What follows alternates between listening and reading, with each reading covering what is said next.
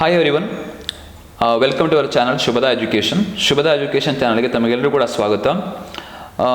ಈಗ ಒಂದು ವಾರದಿಂದ ನಾವು ಒಂದು ಹೊಸ ಸೆಷನ್ನ ಸ್ಟಾರ್ಟ್ ಮಾಡಿದ್ವಿ. ಅದು ಟಾಪರ್ ಸ್ಟಾಕ್ ಅಂತ ಹೇಳಿಬಿಟ್ಟು ನೀವು ಆಲ್ರೆಡಿ ಆ ವಿಡಿಯೋಸನ್ನ ನೋಡಿದ್ದೀರಿ. ಆ ಟಾಪರ್ ಸ್ಟಾಕಿಗೆ ಒಳ್ಳೆಯ ಅಂತ ರೆಸ್ಪಾನ್ಸ್ ಇತ್ತು, ಹಾಗೆ ತುಂಬ ಜನ ಸ್ಟೂಡೆಂಟ್ಸಿಗೆ ಅದರಿಂದ ಹೆಲ್ಪ್ ಕೂಡ ಆಗ್ತಾ ಇತ್ತು. ಸೊ ಹಾಗಾಗಿ ಅದನ್ನು ಕಂಟಿನ್ಯೂಷನ್ ಮಾಡಬೇಕು ಅಂತ ಹೇಳ್ಬಿಟ್ಟು ನಾವು ಇವತ್ತು ಮತ್ತೊಂದು ಸೆಷನನ್ನು ಇಟ್ಕೊಂಡಿದ್ದೇವೆ. ಇವತ್ತು ನಮ್ಮ ಒಂದು ಈ ರೀಜನಿಗೆ ತುಂಬ ಹೆಮ್ಮೆಯ ವಿಷಯ. ಅದು ಕರ್ನಾಟಕ CET 372 ರ್ಯಾಂಕನ್ನು ತಗೊಂಡು JEE ಮೇನ್ಸನ್ನು ಕ್ಲಿಯರ್ ಮಾಡಿ JEE ಅಡ್ವಾನ್ಸನ್ನು ಕ್ಲಿಯರ್ ಮಾಡಿ ಇವತ್ತು IIT ಧಾರವಾಡಲ್ಲಿ ಇಲೆಕ್ಟ್ರಿಕಲ್ಸ್ ಇಂಜಿನಿಯರಿಂಗ್ ಓದ್ತಿದ್ದಾರೆ ಶ್ರೀ ಆನಂದ್ ಹೆಗಡೆ ಅಂತ ಹೇಳ್ಬಿಟ್ಟು. ಅವರು ಇವತ್ತು ನಮ್ಮ ಜೊತೆಗಿದ್ದಾರೆ. Welcome Anand. Thank you sir. ಸರಿ ಆನಂದ್, ನಮಗೆ ತುಂಬ ಖುಷಿ ಆಗ್ತದೆ ನಿಜ ಹೇಳಬೇಕು ಅಂತಂದರೆ. ಒಂದು ಫಸ್ಟಿಗೆ ನಮ್ಮ ರೀಜನಿಂದ ನಮ್ಮಲ್ಲಿ ಇದ್ಕೊಂಡು ಮೇಯ್ನಾಗಿ ಅಂದರೆ ನಮ್ಮ ಈ ರೀಜನಲ್ಲೇ ಇದ್ಕೊಂಡು JEE ಮೇನ್ಸ್ಗೆ ಸ್ಟಡಿ ಮಾಡಿ ಅಡ್ವಾನ್ಸ್ಗೆ ಸ್ಟಡಿ ಮಾಡಿ ಅದನ್ನು ಕ್ಲಿಯರ್ ಮಾಡಿ ಇವಾಗ IIT ಸೇರಿರೋದು. ಯಾಕೆಂದರೆ IIT ಸೇರೋದು ನಾಟ್ ಅನ್ ಈಸಿ ಟಾಸ್ಕ್ ಆಯಿತಾ. ನೀವು ಬಾಯಲ್ಲಿ ಹೇಳಿದಷ್ಟು ಸುಲಭ ಇಲ್ಲ ಅದು. ಅದನ್ನು ನೀವು ಮಾಡಿ ತೋರಿಸಿದ್ದೀರಿ. ಅದಕ್ಕೆ ಫಸ್ಟಿಗೆ ನಮಗೆ ಒಂದು ಖುಷಿನೂ ಹೌದು, ಹೆಮ್ಮೆಯೂ ಕೂಡ ಹೌದು. ಇವಾಗ ನಾವು ಇವತ್ತು ನಮ್ಮದೇನು ಇಂಟ್ರಾಕ್ಷನ್ ಇದೆ, ನಾವು ಪ್ಯೂರ್ ಆಗಿ IIT JEE ಮೇನ್ಸು ಅದೇ ಥರನೇ ಅಡ್ವಾನ್ಸಿಗೆ ಯಾವ ಥರ ಪ್ರಿಪ್ರೇಷನ್ ಮಾಡಬೇಕು ಹೇಳಿದ ಮೇಲೆ ನಾವು ಇದನ್ನು ಇವತ್ತು ಇಂಟ್ರಾಕ್ಷನನ್ನು ನಾವು ಮಾಡುವ ಆಯಿತಾ.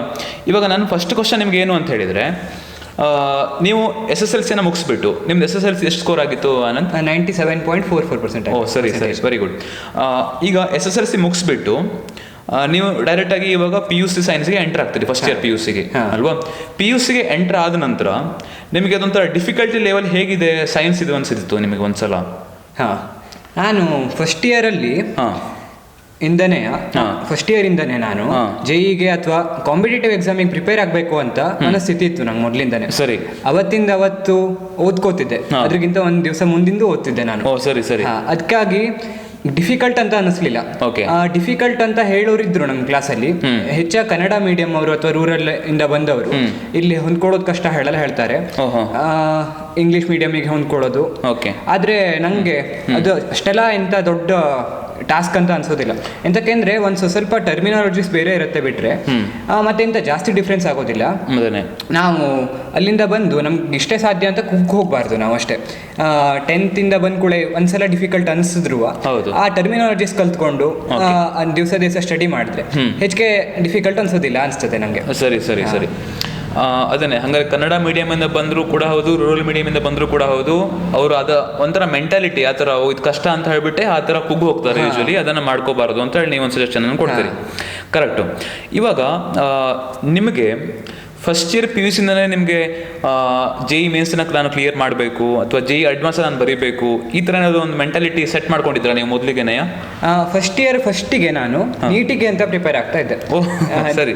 ನೀಟನ್ನು ಕ್ಲಿಯರ್ ಮಾಡಬೇಕು ಅನ್ನೋದು ಗೋಲ್ ಆಗಿತ್ತು ಅವಾಗ. ಆದರೆ ಏನಾಯಿತು ಅಂದರೆ ನನಗೆ ಇಲ್ಲಿ ಫ್ರೆಂಡ್ ಸರ್ಕಲಲ್ಲಿ ಸ್ವಲ್ಪ ಜಾಸ್ತಿ ಜನ JEEಗೆ ಪ್ರಿಫರೆನ್ಸ್ ಅನ್ನು ಕೊಡ್ತಾ ಇದ್ದವರು ಮತ್ತೆ ಮ್ಯಾಥ್ಸ್ ಮೇಲೆ ಜಾಸ್ತಿ ಇಂಟ್ರೆಸ್ಟ್ ಇದ್ದವ್ರು ಇದ್ರು. ನನಗೂ 10th ಅಲ್ಲಿ ಮ್ಯಾಥ್ಸ್ ಮೇಲೆ ಜಾಸ್ತಿ ಒಲವಿತ್ತು. ಆದ್ರೆ PUC ಬಂದಾಗ ಒಂದ್ ಸ್ವಲ್ಪ ಜಾಸ್ತಿ ಸ್ಕೋಪ್ ಇದೆ, ಬಯಾಲಜಿ ತಗೊಂಡ್ರೆ BSc ಅಗ್ರಿಗೂ ಹೋಗ್ಬೋದು ಅಥವಾ ಮೆಡಿಕಲ್ಗೂ ಹೋಗ್ಬೋದು ಹೇಳಲ್ಲ, ಅದಕ್ಕೂ ಆಗಿತ್ತು. ಮತ್ತೆ ನಂಗೂ ಡಾಕ್ಟರ್ ಆಗ್ಬೇಕು ಹೇಳಿ ಹಾಕೋ ಆ ಟೈಮಲ್ಲಿ ಅನ್ಸಿತ್ತು. ಅದಕ್ಕೆ ನಾನು ಇದನ್ನ ತಗೊಂಡಿದ್ದೆ, ಬಯಾಲಜಿ ತಗೊಂಡು ನೀಟಿಗೆ ಅಂತ ಪ್ರಿಪೇರ್ ಆಗ್ತಾ. ಆದ್ರೆ ಹಿಂಗ್ ಅಕ್ಟೋಬರ್ ಟೈಮಲ್ಲಿ ಈ ಬಯಾಲಜಿ ನಂಗೆ ಎಷ್ಟೆಲ್ಲ ಹಿಡ್ಸೋದಿಲ್ಲ ಹೇಳಿ ಗೊತ್ತಾದ್ಮೇಲೆ ಗೊತ್ತಾಯ್ತು ನಂಗೆ ಹೇಗೋ ಆಗಿ. ಅದರಿಂದಾಗಿ ನಾನು JEEಗೆ ಶಿಫ್ಟ್ ಆದೆ. ಅದಾದ್ಮೇಲಿಂದ ಆನೆಸ್ಟ್ ಆಗಿ ಫುಲ್ ವರ್ಕ್ ಮಾಡಿ ಸಿನ್ಸಿಯರ್ ಆಗಿ ವರ್ಕ್ ಮಾಡಿ ರ್ಯಾಂಕ್ ಬಂದಿದೆ ಈಗ. ಓ ಸರಿ.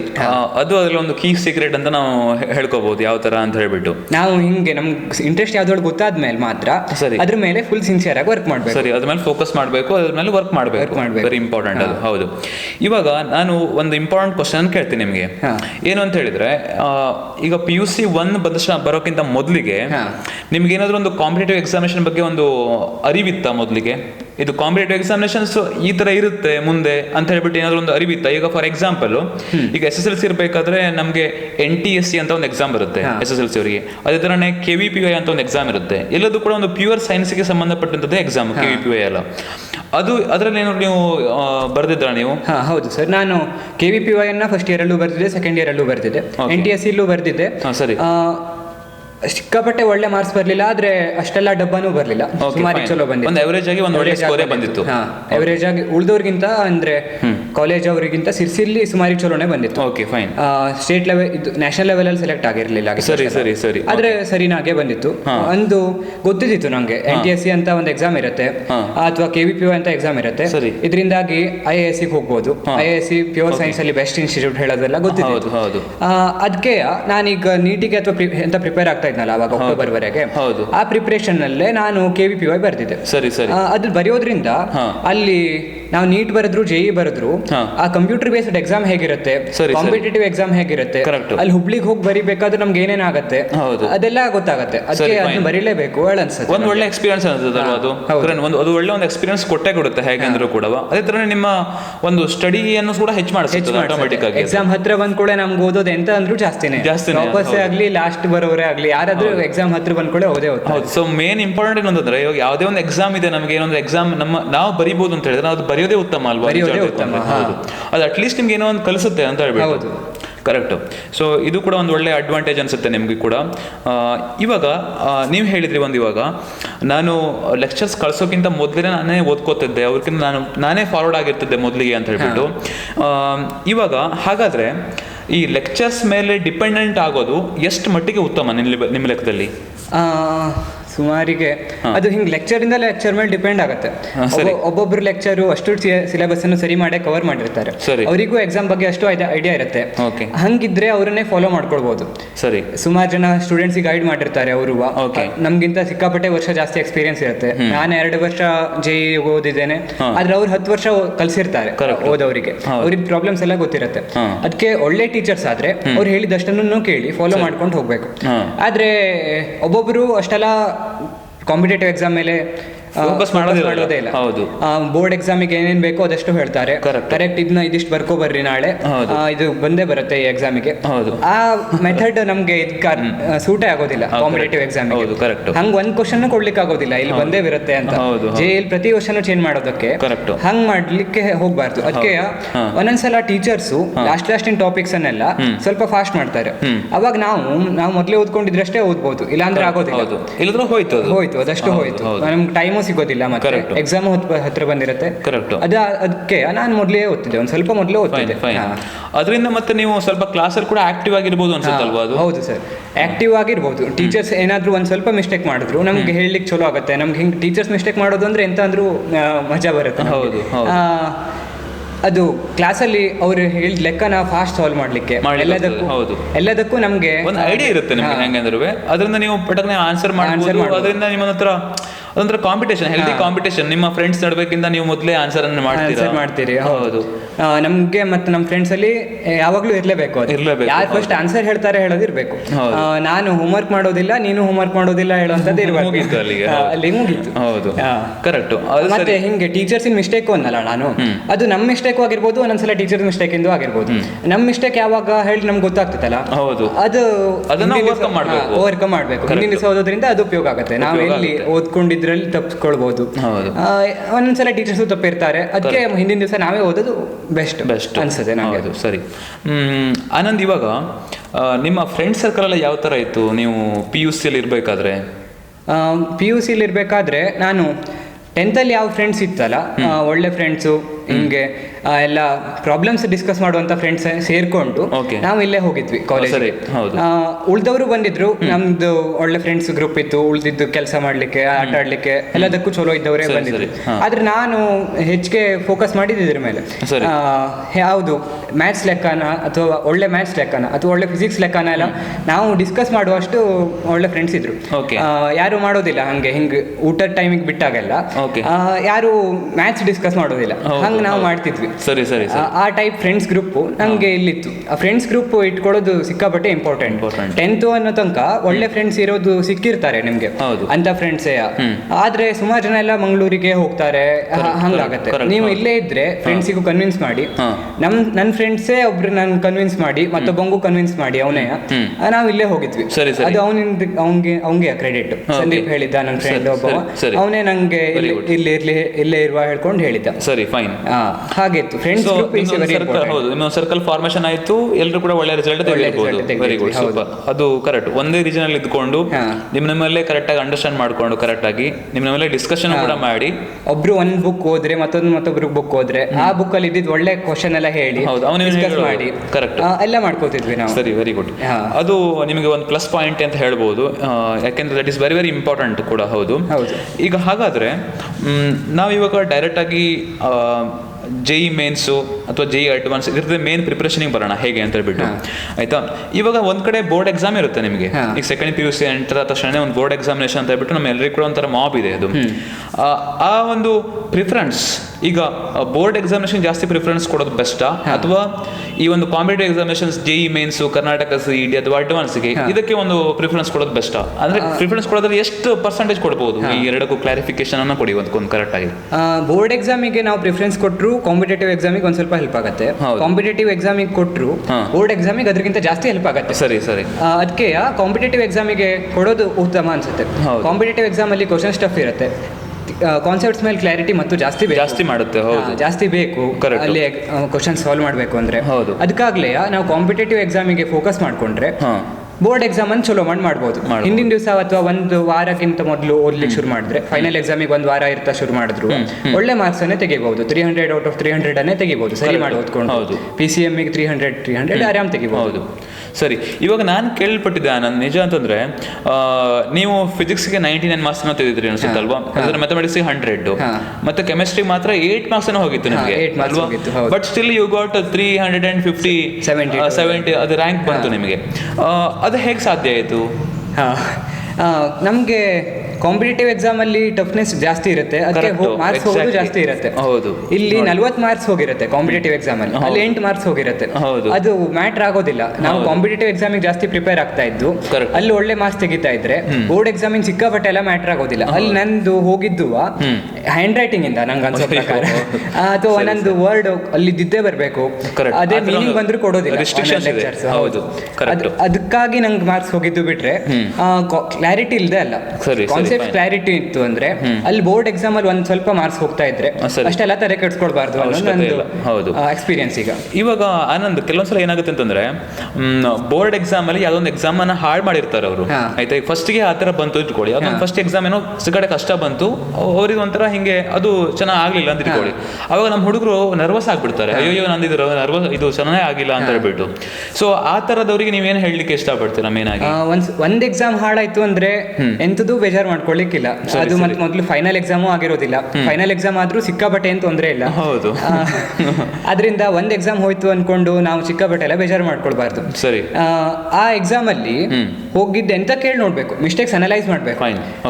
ಮಿಸ್ಟೇಕ್ಸ್ ಏನಾದ್ರೂ ಕಾನ್ಸೆಪ್ಟ್ಸ್ ಇಂದ ಆಗಿದ್ರೆ, ಒಂದ್ ಕಾನ್ಸೆಪ್ಟೇ ಗೊತ್ತಿಲ್ಲ ಅಂದ್ರೆ ಆ ಕಾನ್ಸೆಪ್ಟ್ ಅನ್ನ ಅರ್ಥ ಮಾಡ್ಕೊಳ್ಬೇಕು, ನೋಡ್ಕೊಳ್ಬೇಕು. ಅದೇ ಹಿಂಗೆ ವಾಕ್ಯದ ಉಲ್ಟಾ ಆಯ್ತು ಅದಕ್ಕೆಲ್ಲ ತೆಗಿತಾರೆ ಬೋರ್ಡ್ ಎಕ್ಸಾಮ್ ಅಲ್ಲಿ.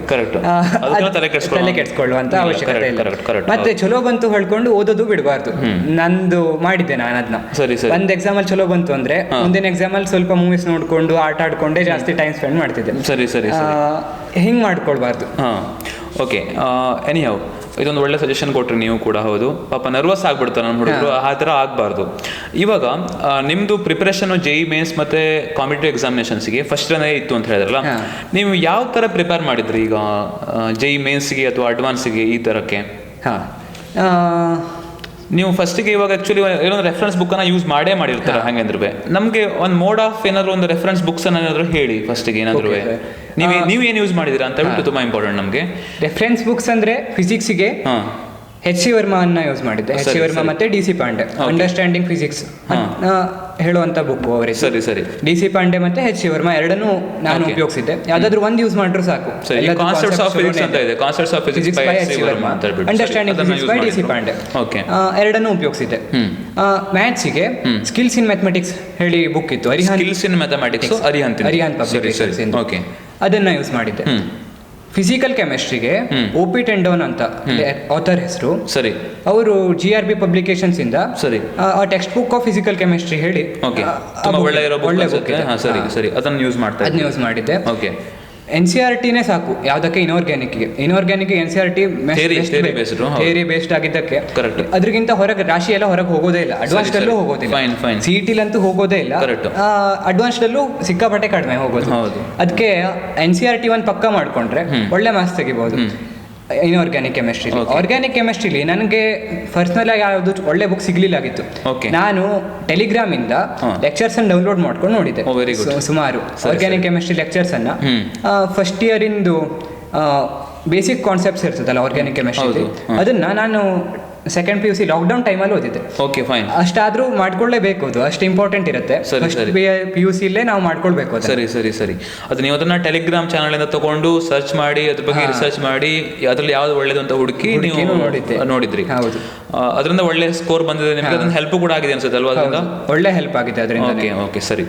ಇವಾಗ ನಿಮ್ದು ಸ್ಟಡೀಸ್ ಅಲ್ಲಿ ಕಂಟಿನ್ಯೂಟಿ ಅಂತ ಇತ್ತಾ? ಈಗ ಫಸ್ಟ್ ಇಯರ್ ಇಂದ ನೀವು ಓದ್ತಾ ಇರ್ತೀರಿ ಈಗ, ಯಾಕಂದ್ರೆ ಈಗ ಫಸ್ಟ್ ಇಯರ್ ಕಾನ್ಸೆಪ್ಟ್ಸ್ ತುಂಬಾ ಇಂಪಾರ್ಟೆಂಟ್. ಇವಾಗ ಕರ್ನಾಟಕ CET ಮಾಡುವವರಿಗಾದ್ರೆ ಒಂದು 15 ಕ್ವಶನ್ ಮಾತ್ರ ಫಸ್ಟ್ ಇಯರ್ ಇಂದ ಬರುತ್ತೆ ಅಂತ ಹೇಳ್ತಾರೆ, 45 ಕ್ವಶನ್ಸ್ ಮಾತ್ರ ಸೆಕೆಂಡ್ ಇಯರ್ ಇಂದ ಬರುತ್ತೆ.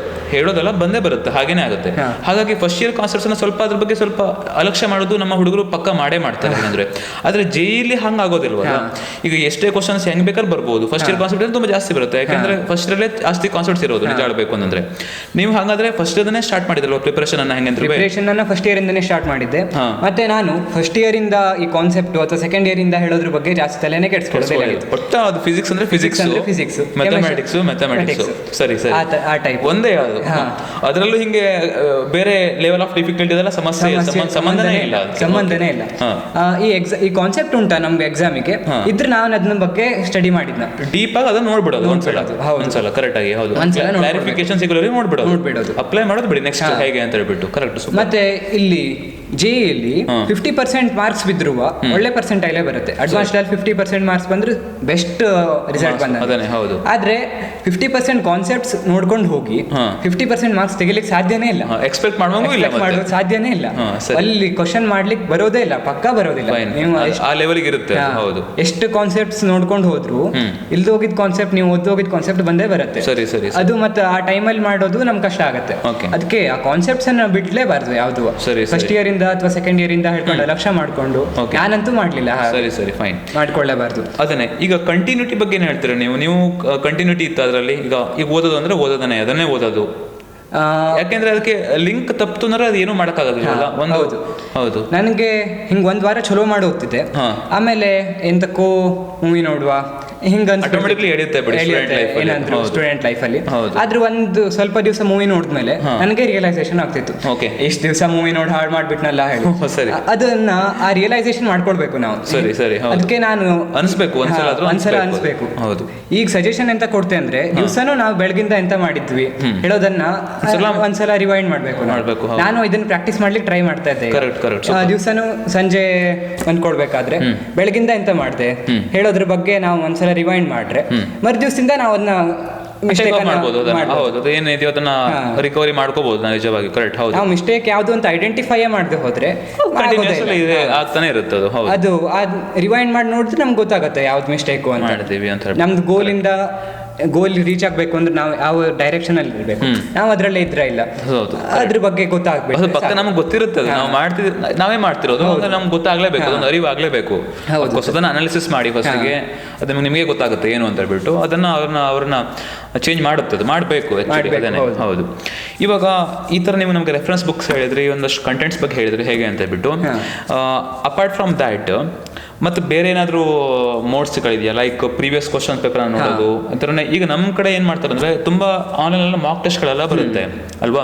ಈ ಮಾಕ್ ಟೆಸ್ಟ್ ಎಲ್ಲ ಯಾರು ಕೂಡ ನಮ್ಮ ಕಡೆಯವರು ಅಟೆಂಡೇ ಮಾಡೋದಿಲ್ಲ. ಅದನ್ನ ಡೈರೆಕ್ಟ್ ಆಗಿ ಸೀದಾ ಹೋಗ್ಬಿಟ್ಟು ಎಕ್ಸಾಮ್ ಬರೆಯೋದನ್ನೇ ಮಾಡ್ತಾರೆ. ಈಗ ಮಾಕ್ ಟೆಸ್ಟ್ ತಗೊಳ್ಳೋದು ಅಥವಾ ಪ್ರೀವಿಯಸ್ ಇಯರ್ ಕ್ವಶನ್ಸ್ ಅನ್ನ ಸಾಲ್ವ್ ಮಾಡೋದು ಏನಾದ್ರು ನಿಮ್ಗೆ ಹೆಲ್ಪ್ ಮಾಡಿದ್ಯಾ? Previous year question paper solve ಮಾಡೋದು ಯಾವ ಎಕ್ಸಾಮ್ ಅಲ್ಲಾದ್ರೂ ಅದು ಇಂಪಾರ್ಟೆಂಟ್. UPSC ಎಕ್ಸಾಮ್ ಅಲ್ಲಾದ್ರೂ previous year question paper solve ಮಾಡಲೇಬೇಕು ನಾವು. JEE ಆದ್ರೂ ಮಾಡಬೇಕು ಅಥವಾ ಬೋರ್ಡ್ ಎಕ್ಸಾಮ್ ಅಲ್ಲಾದ್ರೂ ಮಾಡಬೇಕು. ಬೋರ್ಡ್ ಎಕ್ಸಾಮ್ ಅಲ್ಲಿ ಸಿಕ್ಕಾಪಟ್ಟೆ ಉಪಯೋಗ ಆಗುತ್ತೆ.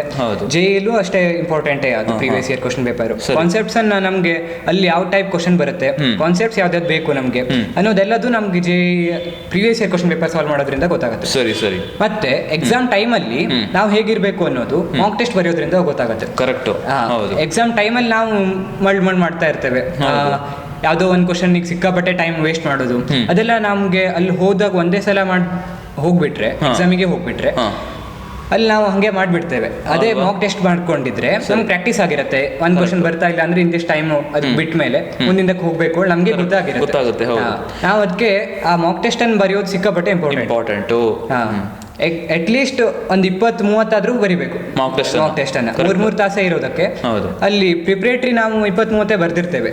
ಕಾಲೇಜಲ್ಲಿ ಮಾಡಿರ್ತಾರೆ ಆ ಸಬ್ಜೆಕ್ಟ್ ಇಂದ ಬೋರ್ಡ್ ಎಕ್ಸಾಮಿಗೆ ಅಂತ ಮಾಡಿರ್ತಾರೆ, ಮತ್ತೆ ಟೆಸ್ಟ್ ಮಾಡಿರ್ತಾರೆ, ಎಲ್ಲದು ಸೇರಿ ನಮ್ಗೆ ಅಷ್ಟ ಆಗಿರುತ್ತೆ. ಆದ್ರೆ ಇಲ್ಲ ಮಾಡಿರೋದಿಲ್ಲ, ನಾವೇ ಮಾಡ್ಕೊಳ್ಬೇಕು. ಅದನ್ನ ಟೆಸ್ಟ್ ಸೀರೀಸ್ ತಗೊಂಡ್ರೆ ಬಹಳ ಇಂಪಾರ್ಟೆಂಟ್ ಆಗುತ್ತೆ, ಅದು ಉಪಯೋಗನೂ ಆಗುತ್ತೆ ಅದರಿಂದ. ಹೌದು, ನಮ್ಮ ಹುಡುಗರಿಗೆ ಅದು ಮೇನ್ ಆಗಿ ಇಂಪಾರ್ಟೆಂಟ್ ಗೊತ್ತಾಗಿರ್ಬೇಕು. ಅದು ಮಾಕ್ ಟೆಸ್ಟ್ ಅನ್ನ ಬರೀಬೇಕು ಎಲ್ಲರೂ ಕೂಡ. ದಯವಿಟ್ಟು ಬರ್ಕೊಳ್ಳಿ, ಮಾಕ್ ಟೆಸ್ಟ್ನ ಬರೀಲೇಬೇಕು ಅಂತ ಹೇಳ್ಬಿಟ್ಟು. ಅದಕ್ಕೆ ಯಾವ್ದಾದ್ರು ಒಂದು ಸಜೆಸ್ಟ್ ಮಾಡ್ತೀರಾ ನೀವು? ಮಾಕ್ ಟೆಸ್ಟ್ಗೆ ಯಾವ್ದಾದ್ರು ನಿಮಗೆ ನಿಮ್ಮ ಅನಿಸಿಕೆ ಅದ್ರ ಬಗ್ಗೆ ಯಾವ್ದನ್ನ ಮಾಡಿದ್ರೆ ಚೆನ್ನಾಗಿರುತ್ತೆ? ಮಾಕ್ ಟೆಸ್ಟ್ ಯಾವ್ದಾದ್ರು ಒಂದು ಆನ್ಲೈನ್ ಮೀಡಿಯಾ ಯಾವ್ದಾದ್ರು ಇದೆಯಾ? ಎಲೆನ್ ಅಂತ ಕೋಚಿಂಗ್ ಇನ್ಸ್ಟಿಟ್ಯೂಟ್ ಇದೆಯಲ್ಲ, ಅಲ್ಲನ್. ಹೌದು ಹೌದು, ಅದನ್ನ ನಾನು ಉಪಯೋಗಿಸಿದ್ದೆ. ಫ್ರೀ ಇದೆಯಾ? ಚೀಪ್ ಇತ್ತು ನಂದು, ಫ್ರೀನೂ ಇದೆ. Free previous year question paper ಅನ್ನು ಕೊಡ್ತಾರೆ. ಸರಿ. ಚೀಪ್ ಆಗಿ ನಮ್ಗೆ ಇಡೀ ಸಿಲೆಬಸ್ ಅವರಿದ್ದೇ ಬೇರೆ ಕ್ವಶನ್ ಪೇಪರ್ ತೆಗೆದಿದ್ದು ಕೊಡ್ತಾರೆ. ಸರಿ.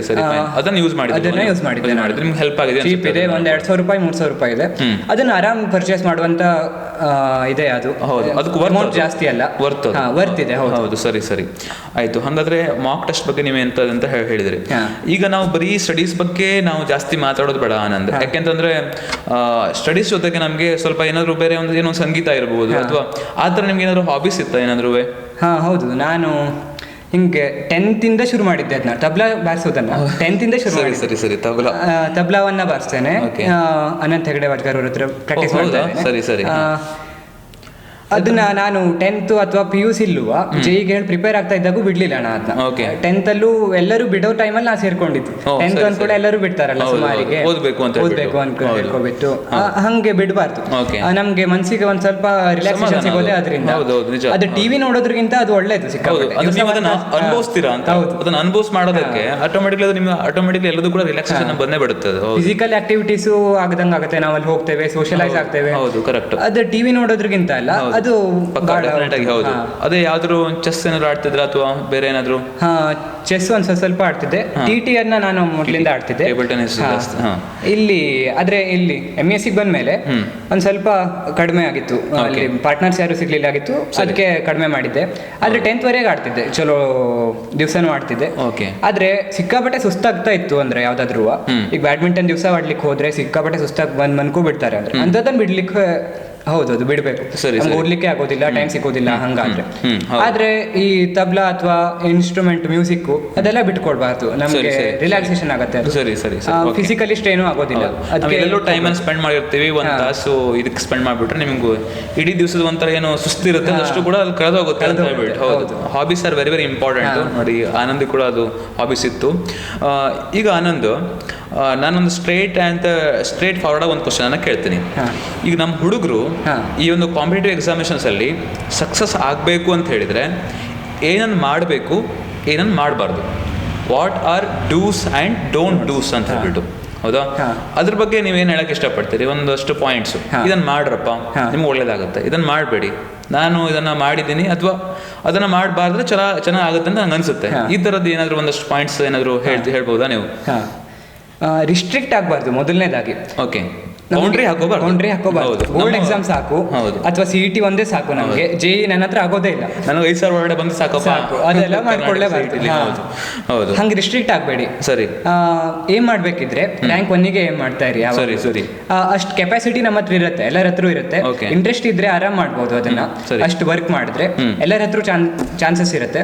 ಅದಕ್ಕೆ ನಾವು ಅದು ಮತ್ತೆ ವರ್ತ್ ಇರುತ್ತೆ. ಫಸ್ಟ್ ರ್ಯಾಂಕ್ ಬಂದ್ರೆ ಎಷ್ಟು ನಮ್ಗೆ ಒಳ್ಳೆ ಕಾಲೇಜ್ ಸಿಗತ್ತೆ, ಅಥವಾ ಪಬ್ಲಿಕ್ ಅಲ್ಲಿ ಗುರುತಿಸ್ತಾರೆ. ಹಾಗೆ ಗುರುತಿಸೋದಿಲ್ಲ 100 ರ್ಯಾಂಕ್ ಬಂದ್ರೆ.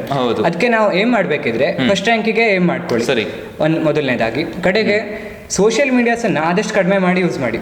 ಇನ್ಸ್ಟಾಗ್ರಾಮ್ ಮತ್ತೆ ಫೇಸ್ಬುಕ್ ನಾನು ಒಂದ್ ಸ್ವಲ್ಪ ದಿವಸ ಯೂಸ್ ಮಾಡಿದ್ದೆ. ಅದರಿಂದ ನಂಗೆ ಏನೂ ಉಪಯೋಗ ಅನಿಸ್ಲಿಲ್ಲ. ಟೈಮ್ ಸಿಕ್ಕಾಪಟ್ಟೆ ಸ್ಪೆಂಡ್ ಮಾಡ್ತಿದ್ದೆ ನಾನು. ಅಡಿಕ್ಟಿವ್ ಇದೆ ಅದು. ಅವರು ಹಾಗೆ ಬಿಲ್ಡ್ ಮಾಡಿದ್ದಾರೆ ಅದನ್ನ. ಅವರಿಗೆ ಎಷ್ಟು ಜನ ಬರ್ತಾರೆ, ಎಷ್ಟು ಟೈಮ್ ಸ್ಪೆಂಡ್ ಮಾಡ್ತಾರ, ಅಷ್ಟು ಅವರು ಅಡ್ವರ್ಟೈಸ್ಮೆಂಟ್ ಹಾಕ್ತಾರೆ, ಅದರಿಂದ ದುಡ್ಡು ಬರುತ್ತೆ. ನಮ್ನ ಎಡಿಕ್ಟ್ ಮಾಡ್ಲಿಕ್ಕೆ ಹೇಳೇ ಮಾಡಿರೋದು. ಅದಕ್ಕೆ ಅದನ್ನ ನಾವು ಅಷ್ಟು ಉಪಯೋಗ ಇಲ್ಲ, ಅದು ಬಿಟ್ಕೊಡ್ಬೇಕು. ಆದ್ರೆ ಯೂಟ್ಯೂಬ್ ಅಥವಾ ಟೆಲಿಗ್ರಾಮ್ ಅನ್ನ ನಾವು ಎಜುಕೇಶನಲ್ ಪರ್ಪಸ್ಗೆ ಆರಾಮ್ ಉಪಯೋಗಿಸ್ಕೊಳ್ಬೋದು. ಸಿಕ್ಕಾಪಟ್ಟೆ ಒಳ್ಳೊಳ್ಳೆ ರಿಸೋರ್ಸ್ ಇದೆ.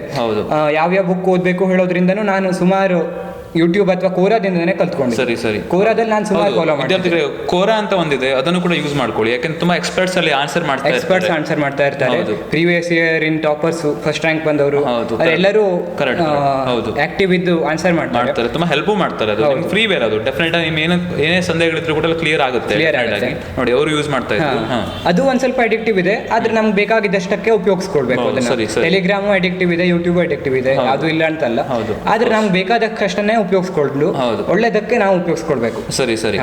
ಅವರಿದ್ದು ಟ್ಯಾಲೆಂಟೇ ಸಿಂಗಿಂಗ್ ಅಥವಾ ಇದಾಗಿದ್ರೆ ಇದನ್ನ ಸಿಂಗಿಂಗ್ ಹಾಡ ಹೇಳೋದನ್ನೇ ಕೇಳಬೇಕು. ನಮ್ಗೆ ಬೇಕಾಗಿದ್ದು ಅಂದ್ರೆ ಬಿಡ್ಬೇಕು, ಸಿಕ್ಕಾಪಟ್ಟೆ ಹೊತ್ತು ಹಾಡಿಗೆ ಸ್ಪೆಂಡ್ ಮಾಡ್ಬೇಕು. ಕರೆಕ್ಟ್. ಹೌದು, ನಿಮ್ದು ಏನ್ ಅಲ್ಟಿಮೇಟ್ ನಿಮ್ದು ಗೋಲಿಗೆ ಗೊತ್ತಿರುತ್ತಲ್ಲ ನಮಗೆ ಏನು ಅಂತ ಹೇಳ್ಬಿಟ್ಟು ಅದ್ರ ಬಗ್ಗೆ ಜಾಸ್ತಿ ಫೋಕಸ್ ಮಾಡ್ಬೇಕು. ಡ್ರಾಮಾ ನೋಡೋದು ನಮ್ದು ಕರಿಯರ್ ಗೋಲೆ ಡ್ರಾಮಾ ಮಾಡೋದು ಹೇಳಾಗಿದ್ರೆ ನಾವು ಅದನ್ನ ಜಾಸ್ತಿ ನೋಡ್ಕೊಳ್ಬೇಕು. ಹೇಳಾಗಿದ್ರೆ ನಾವು ಅದನ್ನ ನೋಡ್ಕೊಳ್ಬಾರ್ದು. ಹಾಗೆ ಹೌದು, ಅದನ್ನ ನೋಡ್ಲೇಬಾರ್ದು ಹೇಳೋದಿಲ್ಲ. ಅದು ಕರಿಯರ್ ಗೋಲ್ ಆಗಿದ್ರೆ ಅದನ್ನ ಜಾಸ್ತಿ ನೋಡಿ, ಇಲ್ಲ ಅಂದ್ರೆ ಬೇಡ. ಅದು ಫೈನ್ ಆ ಥರ. ಹೌದು, ಇದಿಷ್ಟು ನಿಮ್ಮ ಲೆಕ್ಕದಲ್ಲಿ ಒಂಥರ ಹಿಂಗೆ ಡೂಸ್ ಮತ್ತೆ ಡೋಂಟ್ ಡೂಸ್ ಅಂತ ಹೇಳ್ಬೋದು. ಈಗ ಆನಂದ್, ನಿಮ್ಗೆ ಇವಾಗ CET ರ್ಯಾಂಕ್ 372 ಇದೆ. ಈಗ JEE ಮೇನ್ಸ್ ಕ್ಲಿಯರ್ ಮಾಡಿದ್ರಿ, ಹಾಗೆ ಅಡ್ವಾನ್ಸ್ ಅನ್ನು ಕೂಡ ಕ್ಲಿಯರ್ ಮಾಡಿದ್ರಿ. ಅದ್ರ ಮೇಲೆ ನಿಮ್ಗೆ ಸ್ಯಾಟಿಸ್ಫ್ಯಾಕ್ಷನ್ ಇದೆಯಾ, ಅಥವಾ ನಾನು ಇನ್ನೂ ಮಾಡಬಹುದಿತ್ತು, ಇವಾಗ IIT ಬೊಂಬೈ, IIT ಡೆಲ್ಲಿಗೆ ಹೋಗ್ಬೋದಿತ್ತು, ಆ ಥರ ಏನಾದರೂ ಅನ್ಸುತ್ತಾ ಇವಾಗ? ಈಗ ಒಂದು ಸ್ವಲ್ಪ ಅನ್ಸುತ್ತೆ ಸರ್. ನಾನು ಕಂಟಿನ್ಯೂಸ್ ಆಗಿದ್ರೆ ಆ ಮೂವೀಸ್ ಎಲ್ಲ ನೋಡದೇ ಇದ್ರೆ ಮಾಡ್ಬೋದಿತ್ತೇನೋ ಅನ್ಸುತ್ತೆ. ಆದ್ರೆ ನನ್ ಸ್ಯಾಟಿಸ್ಫ್ಯಾಕ್ಷನ್ ಇದೆ. ಇಲ್ಲಿ ಇದ್ದವರು ನಾನೇ ಮೊದಲನೇ ಮಾಡಿದ್ದು, ಅದೆಲ್ಲ ಖುಷಿ ಇದೆ ನಂಗೆ. ಅದ್ರಲ್ಲೂ ಮತ್ತೆ ಇಲ್ಲಿದ್ಕೊಂಡೇ ಮಾಡಿದ್ರಲ್ಲ, ಅಪ್ಪ ಅಮ್ಮನ ಜೊತೆಗೆ ಎತ್ಕೊಂಡು ಮಾಡಿದ್ರೆ. ಅದ್ರ ಬಗ್ಗೆ ನಮ್ಮ ಸ್ಟೂಡೆಂಟ್ಸ್ಗೆ ಏನ್ ಹೇಳಕ್ಕೆ ಇಷ್ಟಪಡ್ತಾರೆ, ನಿಮ್ಮ ಜೂನಿಯರ್ಸ್ಗೆ? ಈಗ ತುಂಬಾ ಜನ ಮಾಪ್ಸ್ ಇದ್ದಾರೆ, ನಾನು ಹೊರಗಡೆ ಹೋಗ್ಬಿಟ್ಟು ನಾನು ಮಾಡ್ಬಿಡ್ತೀನಿ ಅಂತ ಹೇಳ್ಬಿಟ್ಟು ಈ ತರ ಒಂದು ಮಾಪ್ಸ್ ಇರ್ತಾರೆ. ಅವ್ರಿಗೆ ಏನ್ ಹೇಳಕ್ ಇಷ್ಟಪಡ್ತೀನಿ ನೀವು? ಹೊರಗಡೆ ಹೋಗಿದ ಕೂಡಲೇ ಎಲ್ಲರೂ ಹೇಳ್ತಾರೆ ಪಕ್ಕ ಆಗತ್ತೆ ನಿಮ್ದು ಹೇಳ್ಕೊಂಡು. ಆ ಕಾಲೇಜ್ ಅವರಿಗೆ ಅಡ್ಮಿಷನ್ ಮಾಡಿಸ್ಕೊಡ್ಬೇಕಾದ್ರೆ ಹೇಳ್ತಾರೆ ಇಲ್ಲಿ ಬಂದ್ರಿ ನಿಮ್ದು ಚಾನ್ಸಸ್ ಸಿಕ್ಕಾಪಟ್ಟೆ ಜಾಸ್ತಿ ಆಗತ್ತೆ. ಆದ್ರೆ ನಮ್ ಸೆಲ್ಫ್ ಸ್ಟಡಿ ಮೇಲೆ ಡಿಪೆಂಡೆಂಟ್ ಆಗಿರುತ್ತೆ ಅಷ್ಟು. ಸೆಲ್ಫ್ ಸ್ಟಡಿ ಮಾಡ್ಲಿಲ್ಲ ಅಂದ್ರೆ ಯಾವ ಎಕ್ಸಾಮ್ ಕ್ಲಿಯರ್ ಆಗೋದಿಲ್ಲ. ಟೀಚರ್ಸ್ ಎಷ್ಟೇ ಚಲೋ ಇದ್ರು ನಾವು ಓದ್ಲಿಲ್ಲ ಅಂದ್ರೆ ಏನೂ ಆಗೋದಿಲ್ಲ. ಅದಕ್ಕೆ ನಾವು ಇಲ್ಲೇ ಇದ್ಕೊಂಡ್ರು ನಾವು ಓದ್ಕೊಂಡ್ರೆ ಆರಾಮ್ ಕ್ಲಿಯರ್ ಮಾಡ್ಬೋದು. ಇಲ್ಲಿದ್ರು ಓದೋದು ನೀವೇ, ಅಲ್ಲಿ ಹೋದ್ರು ಓದೋದು ನೀವೇ. ಏನಿದ್ರು ಕೂಡ ನೀವೇ ಇಂಪಾರ್ಟೆಂಟ್. ನಾವೇ ಮಾಡ್ಕೊಳ್ಳೋದೇ ಇರೋದ್ರಿಂದ. ಮತ್ತೆ ರಿಸೋರ್ಸಸ್ ಈಗ ಬೇಕಾದಷ್ಟಿದೆ ಆನ್ಲೈನ್ ಇಂದ. ಯೂಸ್ ಮಾಡ್ಕೊಂಡ್ರೆ ತುಂಬಾ ಬೇಕಾದಷ್ಟಿದೆ ಬಿಡಿ ಇವಾಗ. ಹಂಗಂದ್ರೆ ಹೌದು. ಈಗ ಹಾಗಾದ್ರೆ ನೀವು ಏನು ಫೈನಲ್ ಏನೋ ಒಂದು ಕನ್ಕ್ಲೂಷನ್ ಅಥವಾ ಏನೋ ಒಂದು ನಮ್ಗೆ ಸಜೆಷನ್ಸ್ ನಮ್ಮ ಸ್ಟೂಡೆಂಟ್ಸ್ಗೆ, ಜೂನಿಯರ್ಸ್ಗೆ, ನಿಮ್ಮ ಜೂನಿಯರ್ಸ್ ಮೇನ್ ಆಗಿ ನಿಮ್ಮ ಜೂನಿಯರ್ಸ್ ಏನು ಅಂತ ಹೇಳ್ಬಿಟ್ಟು ಅವ್ರಿಗೆ ಏನು ಹೇಳಕ್ ಇಷ್ಟಪಡ್ತೀರಿ ಫೈನಲ್ ಆಗಿ? ಇಲ್ಲಿ ಸಿರ್ಸಿಲಿದ್ದ ಹುಡುಗರು ಎಲ್ಲರೂ ಚಲೋ ಇರ್ತಾರೆ, ಹುಷಾರಿರ್ತಾರೆ. 10th ವರೆಗೆ ಫಸ್ಟ್ ಬರುತ್ತೆ, ಸೆಕೆಂಡ್ ಬರುತ್ತೆ Sirsi taluk education district educational SLC exam ಅಲ್ಲಿ ಫಸ್ಟ್ ಸೆಕೆಂಡ್ ಬರ್ತಾ ಇರುತ್ತೆ. ಆದ್ರೆ JEE ಇಲ್ಲಿ ಅಥವಾ CET ಇಲ್ಲಿ ಬರೋದಿಲ್ಲ. ಕಾಂಪಿಟೇಟಿವ್ ಎಕ್ಸಾಮಿನೇಷನ್ ಹೋದ್ರೆ ನಮ್ದು ಏನು ಇಲ್ವೇ ಇಲ್ಲ. ಯಾಕೆಂದ್ರೆ ಇಲ್ಲಿರೋ ಸ್ಟೂಡೆಂಟ್ಸ್ ಅದ್ರ ಮೇಲೆ ಕಾನ್ಸಂಟ್ರೇಟ್ ಮಾಡೋದಿಲ್ಲ. ಒಂದ್ ಸ್ವಲ್ಪ ಅವೇರ್ನೆಸ್ ಇದ್ದವರು ಹೊರಗಡೆ ಹೋಗ್ಬಿಡ್ತಾರ. ಇಲ್ಲಿ ಹುಡುಗರಿಗೆ ಬೇರೆಯವರಿಗೆ ಅವೇರ್ನೆಸ್ ಇರೋದಿಲ್ಲ ಒಂದ್ ಸ್ವಲ್ಪ. ಅದಕ್ಕೆ ಅವೇರ್ನೆಸ್ ಇಟ್ಕೊಳ್ಳಿ, ಫಸ್ಟ್ ಇಂದನೇ ಅದಕ್ಕೆ ಪ್ರಿಪೇರ್ ಆದ್ರೆ ಆರಾಮ್ ಕ್ಲಿಯರ್ ಆಗುತ್ತೆ. ಹುಷಾರಿರ್ತೇವೆ ನಾವು. ಅದಕ್ಕೆ ಪ್ರಿಪೇರ್ ಆಗಿ ಹೇಳೋದನ್ನೇ ನಾನು ಹೈಲೈಟ್ ಮಾಡ್ಲಿಕ್ಕೆ ಇಷ್ಟಪಡ್ತೇನೆ. ತುಂಬಾ ಖುಷಿ ಆಯ್ತು, ತುಂಬಾ ಒಳ್ಳೊಳ್ಳೆ ಸಜೆಷನ್ ಕೂಡ ಬಂತು ಆನಂದ್. ನಮಗೆ ವೆರಿ ಫಸ್ಟ್ ಅಂದ್ರೆ ಒಂಥರ ಎಕ್ಸೈಟ್ಮೆಂಟ್. ಅದು ನಮ್ಮ ರೀಜನ್ ಇಂದ ಒಬ್ಬನು ಹೋಗಿದ್ದಾನಲ್ಲಪ್ಪ IITಗೆ ಇವಾಗ ಅಂತ ಹೇಳ್ಬಿಟ್ಟು, ಅದು ಫಸ್ಟ್ ಎಕ್ಸೈಟ್ಮೆಂಟ್. ಆ ಎಕ್ಸೈಟ್ಮೆಂಟ್ ಮೇಲೆ ಮತ್ತೆ ನೀವು ಇವತ್ತು ನಮ್ಮ ಸ್ಟುಡಿಯೋಗೆ ಬಂದ್ಬಿಟ್ಟು ನಮ್ಮ ಜೊತೆ ಇಂಟ್ರಾಕ್ಟ್ ಮಾಡಿರೋದು ಮತ್ತೊಂದು ಸೆಕೆಂಡ್ ಎಕ್ಸೈಟ್ಮೆಂಟ್. ಅದು ನಮ್ಮ ಸ್ಟೂಡೆಂಟ್ಸ್ಗೆ ತುಂಬಾ ಹೆಲ್ಪ್ ಆಗಿರುತ್ತೆ. ಅದರಿಂದ ನೀವು ಕೂಡ ಒಳ್ಳೆ ಸಜೆಷನ್ ಕೊಟ್ಟಿದ್ದೀರಿ. ನಾವು ಇನ್ ಫ್ಯೂಚರ್ ನಿಮ್ಮ ಕೋರ್ಸ್ ಬಗ್ಗೆ ನೀವೇನು ಇವಾಗ ಓದ್ತಾ ಇದ್ದೀರಾ IITs ಅಲ್ಲಿ, ಲೈಫ್ ಅಟ್ IIT ಕ್ಯಾಂಪಸ್, ಅದ್ರ ಬಗ್ಗೆ ನಾವು ಒಂದು ನೆಕ್ಸ್ಟ್ ತಿಳಿಸ್ಕೊಳ್ಳೋಣ ಹೇಗೆ ನಮ್ಮ ಸ್ಟೂಡೆಂಟ್ಸಿಗೆ ಅಂತ ಹೇಳ್ಬಿಟ್ಟು.